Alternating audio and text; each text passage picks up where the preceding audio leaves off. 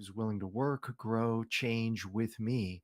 But if I wake up one day and I'm done, it's over, right? I can't, two people can't maintain a relationship if one of them decides they're out. Yeah. Yeah. Yeah, that makes sense. Man, I love this. I love this topic.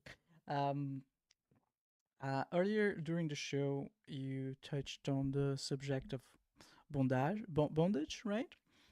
Sure. And I would like to talk a little bit more about it. I once heard that if there's bondage in the relationship, it means that there's some type of power play. Bondage is all about power play. So if there's and if there is power play, it means there's codependency. Because if you're trying to act some type of power dynamics in your sex, means that you're trying to act out some type of fantasy, something that's internalized inside of you that is only coming out during those uh, Mhm. sexual activities. Uh, what do you have to say about it? Is any of this true?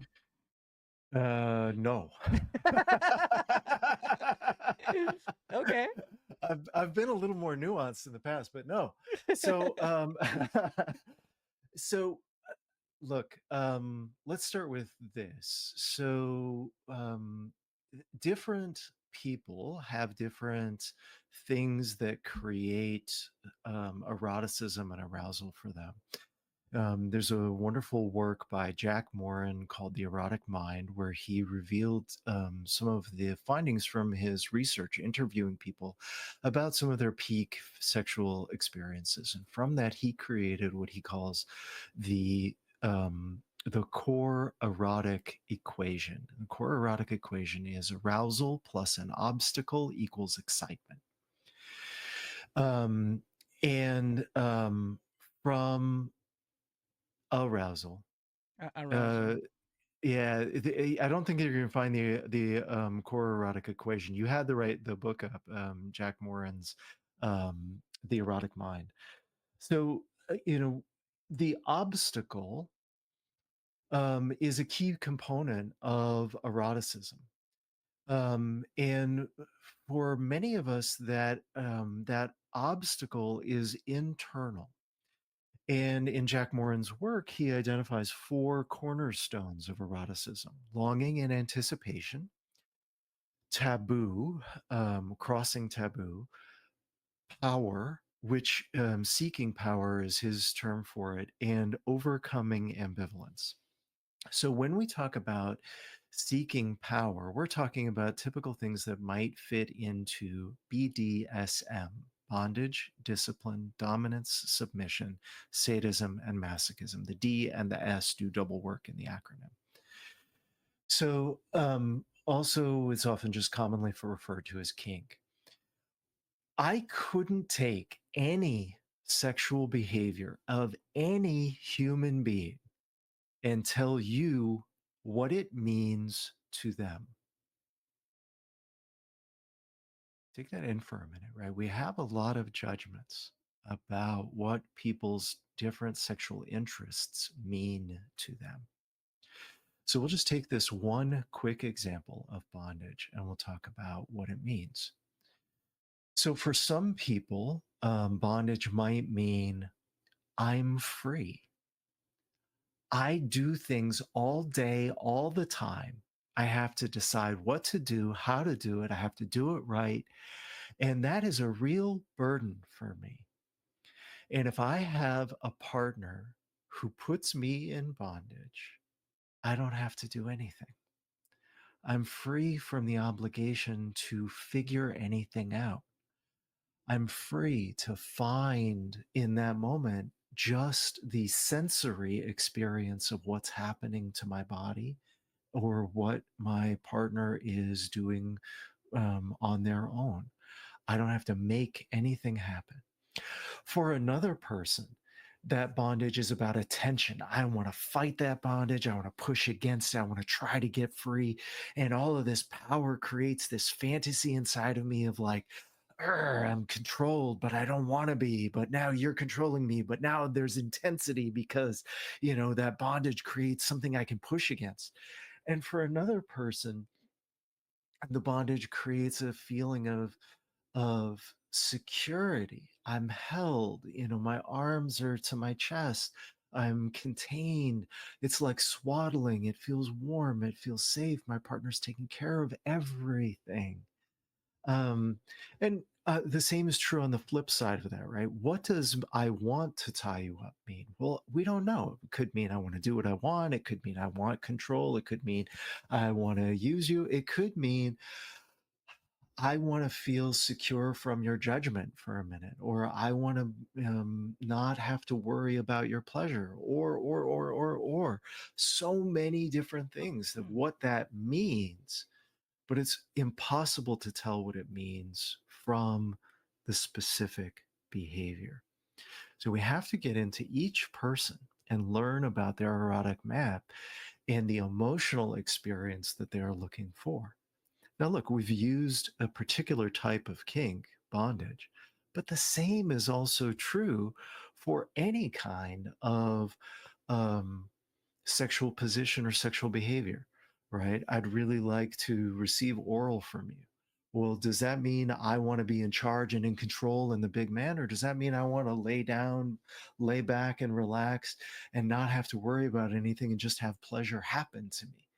Well, it's the same behavior, right? But it means something very different to different people.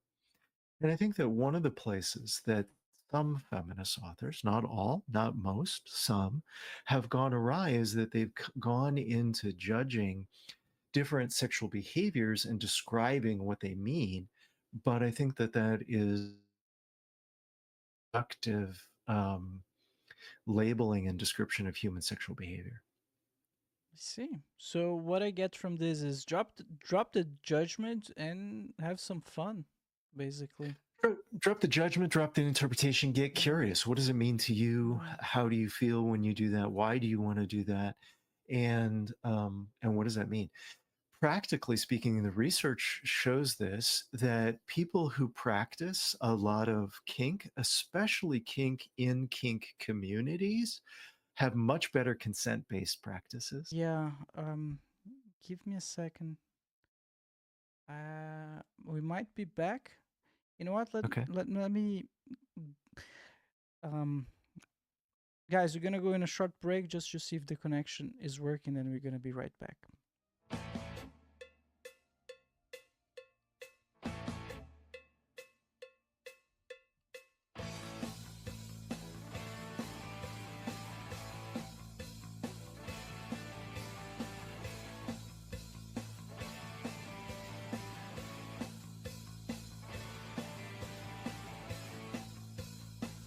All right, we're back.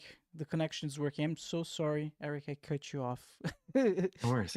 uh, could you continue what you're saying? You're saying, uh, Yeah, just that because the research shows that people who practice kink, especially kink in yeah, yeah. communities of kinksters, actually have much better and more explicit consent practices.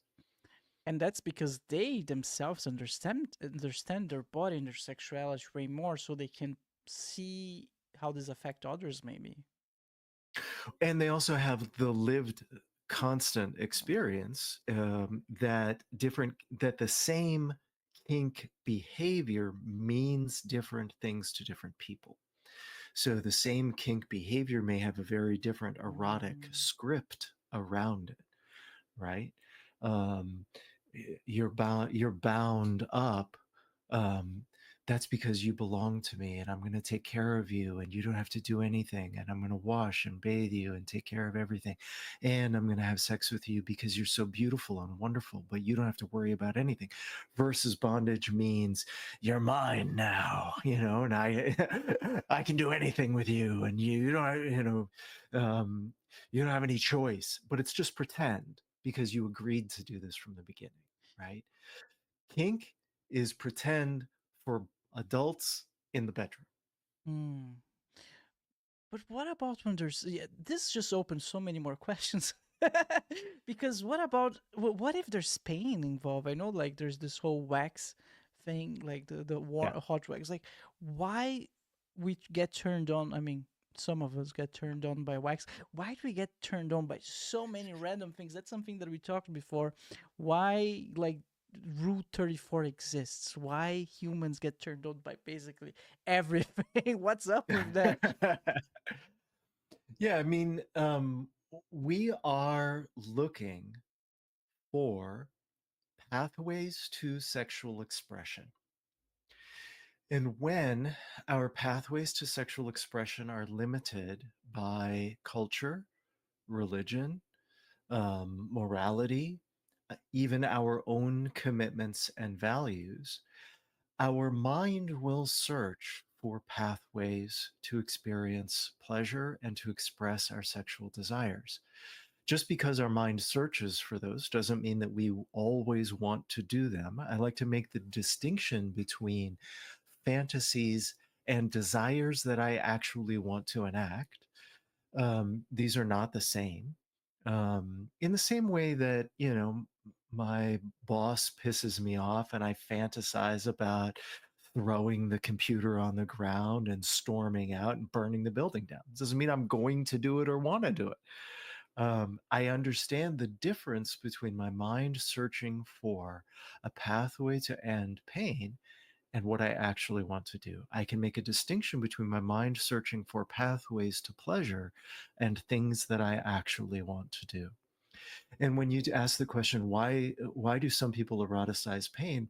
The very first thing that I always like to do is say, why do people like to box or to do kickboxing or to do martial arts or to do mountain biking? These are, extreme sports that come with a risk of harm. And if somebody came home from one of these activities with a bruise, we would think nothing of it. We would think, oh, well, that's just what they're into. So why does that line about where you are comfortable getting a bruise have to be drawn before the bedroom? Wow. It's stimulating. It's like the extreme sports version of sex, basically. Sure. And what we know is that people can interpret sensory information in a lot of different ways, right? If have you ever had a durian? A what? A Dirty? durian. It's a fruit from Southeast Asia that stinks to high heaven, but it's also Durian. considered a durian. It's also considered a delicacy. Um, there are all sorts of foods that you got it. Um, there are all sorts of foods that people eat that smell or taste bad until you acclimate to it. And then you can be like, oh no, actually, this is good. I like it. I didn't like it at first, but then I got used to it. Now I like it a lot, as long as it's prepared right. Well, that's a lot like kink. It's like beer.